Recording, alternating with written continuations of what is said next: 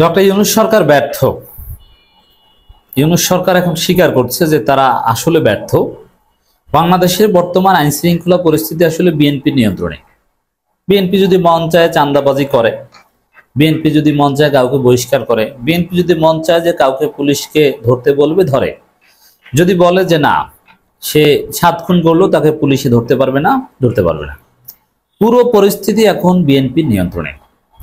থানা পুলিশ সব কিছু চলে বিএনপির কথায় উঠে আর বসে। হ্যাঁ, দুই একজন বিএনপি নেতা চাঁদাবাজকে গ্রেপ্তার করা হয়, আপনারা দেখছেন। ওটা হচ্ছে বিএনপিরই অন্য গ্রুপ, তারা ধরিয়ে দেয়।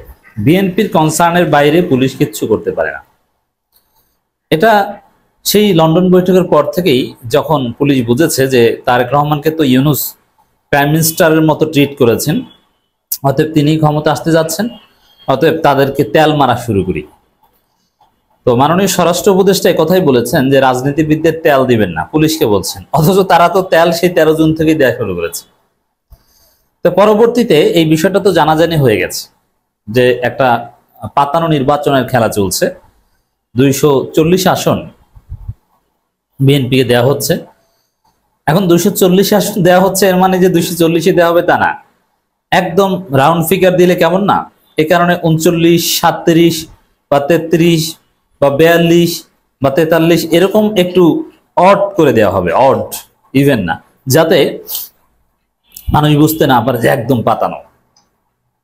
এগুলো আবার মানুষ বুঝে যে এইসব সামান্য এদিক ওদিক করে লাভ নেই। তো এই জায়গাটায় নির্বাচনে কোনো পরিবেশ নাই। বিএনপি ইচ্ছা মতো ভোট চুরি, ভোট ডাকাতি, ভোট কারচুপি যা ইচ্ছা তা করতে পারবে, কারণ থানা পুলিশ তাদের পক্ষে, পুলিশ তাদেরকে হেল্প করবে। পুরো প্রশাসন যন্ত্র এখন বিএনপির নিয়ন্ত্রণে। তো দর্শক, তবে শেষ খেলাটা জামাত এবং চরমোনাই এনসিপি তারা দেখাবে, তারা শেষে চমক দেখাবে। কারণ বিএনপির যে এই পুরো নিয়ন্ত্রণ, সবকিছু দলীয়করণ করা, একটা পাতানো এবং কারচুপি নির্বাচন আয়োজনের চেষ্টা, রাজপথের তীব্র আন্দোলনের ফলে এগুলো সব নস্যাৎ হয়ে যাবে। সংস্কারের পর একটা সত্যিকার নির্বাচন হবে, তবে এই জন্য হয়তো আন্দোলন করতে হবে। বিএনপি যেভাবে সাজাচ্ছে এভাবে নির্বাচন পর্যন্ত যেতে পারবে না। শেষ খেলাটা, ফাইনাল হিটটা জামাত চরমোনাই এনসিপি করবে। কিন্তু আপাতত পরিবেশ পরিস্থিতি পুরো বিএনপির নিয়ন্ত্রণে। বিএনপির কথার বাইরে কোনো কিছু সরকার করছে না। বিএনপি যে সুরে যা বলে, ইসি ডক্টর ইউনূস ওই সুরে একই কথা বলে। এবং থানা পুলিশ প্র্যাকটিক্যাল, আমরা তো এখন বাংলাদেশে দেখি, আগে তো দূর থেকে দেখতাম। আপনি একদম ভিডিও এভিডেন্স নিয়ে যান যে বিএনপির অমুক নেতা আমার কাছে চাঁদা চেয়েছে, থানা মামলা নেবে, কোশ্চিনকালেও না। কিন্তু বিএনপির এই ঊর্ধ্বতন কোনো নেতা বলে দেখ, সাথে সাথে বিএনপির কথায় পুরো প্রশাসন চলে। উপজেলা প্রশাসন, ইউএনও অফিস, ডিসি অফিস, তাও বিএনপি যা বলবে ওইটা, কারণ তারা ক্ষমতা আসতে যাচ্ছে। তার প্রমোশন অথবা চাকরি টিকে থাকা। আর এখন প্রশাসনের লোকজনের মধ্যে ভয় আরো বেশি, কারণ এখন যারা চাকরি করেন প্রায় সবাই দীর্ঘ সময় হাসিনার আমলে চাকরি করেছেন। অতএব খুব সহজেই যে কাউকে বিএনপির দালালি না করলে তাকে ফেসিবাদের দোষর ট্যাগ দিয়ে একদম চাকরি খেয়ে দেওয়া সম্ভব, বিসিএস চাকরি খেয়ে দেওয়া সম্ভব, ইজিলি সম্ভব। এই জন্যে প্রশাসনের লোকজন, ওসি, প্রত্যেকের মধ্যে আতঙ্ক আছে এবং তারা বেশি পরিমাণে বিএনপির দালালি করে, যাতে তাদেরকে ফেসিবাদী ট্যাগ দিয়ে চাকরিচ্যুত করতে না পারে।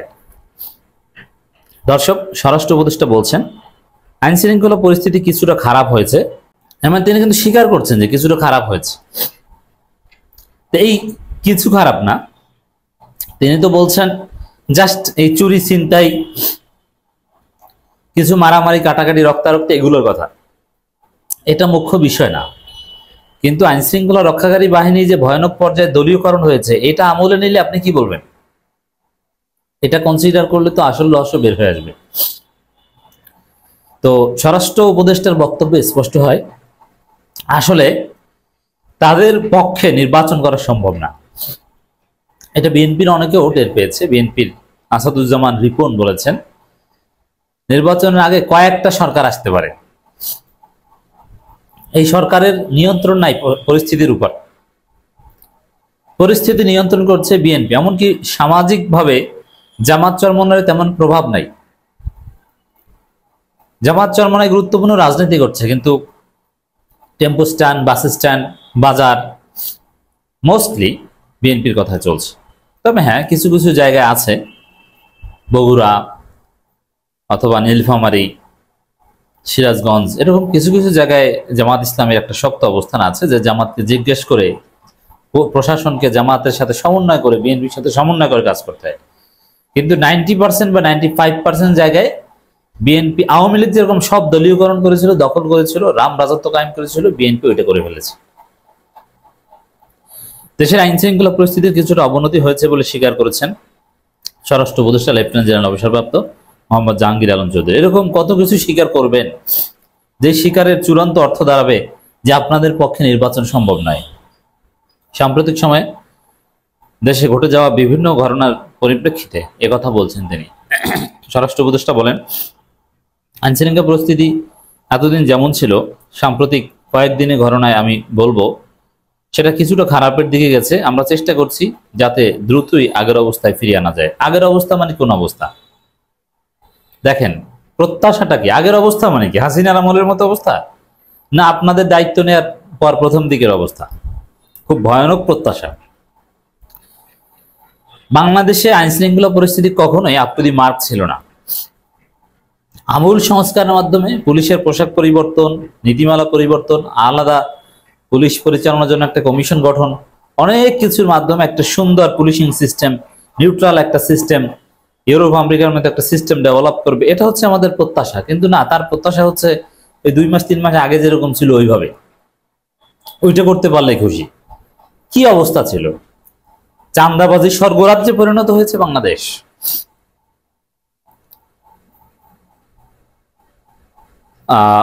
এখন এই রাজবাড়ির যে ঘটনাটা, একজনের লাশ পুড়িয়ে ফেলা, আবার হাটাজারি মাদ্রাসা কেন্দ্রিক যে ঝামেলা, ওটা বিচ্ছিন্ন ঘটনা, ওটা সামগ্রিকভাবে নির্বাচন কেন্দ্রিক, ওটা যে সরকারি থাকুক এরকম ঘটনা ঘটবে। এটা ইউরোপ আমেরিকায় ঘটে।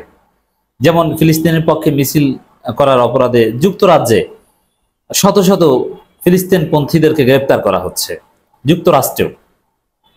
এগুলো তাদের মতো সমৃদ্ধ বা স্থিতিশীল দেশেও ঘটবে। এটা প্রশ্ন না। মূল প্রশ্ন হচ্ছে প্রশাসনের নিরপেক্ষতাটা কি? আমরা এই আলোচনাগুলো করছি নির্বাচন কেন্দ্রিক। নির্বাচন পরিচালনার জন্য সবচাইতে জরুরি হচ্ছে নিরপেক্ষতা। আপনি পক্ষ নিলেই নির্বাচনে কারচুপি হয়ে যাবে। এবং যখন কোনো গোষ্ঠী মনে করবে যে তাদের পক্ষে পুলিশ আছে, প্রশাসন আছে, তখন সে নিশ্চিত কারচুপি করতে যাবে। কারচুপির চিন্তাটা আসে ক্ষমতা থেকে, কারচুপি করার সক্ষমতা থেকে। যেমন 18 সালে নির্বাচনে বিএনপি কি স্বপ্নে কল্পনা করছে যে আমরা ভোট চুরি করব? কখনোই না। মানে যাদের হাতে পাওয়ার থাকে, প্রশাসন, পুলিশ থাকে, তারা কারচুপির চিন্তা করে। তো এই জায়গাটায় অবস্থা খারাপ। সুষ্ঠু নির্বাচনের কোনো সম্ভাবনা নেই। পরিস্থিতি বিএনপির নিয়ন্ত্রণে। বিএনপি যেরকম চাইবে সেরকমই হবে।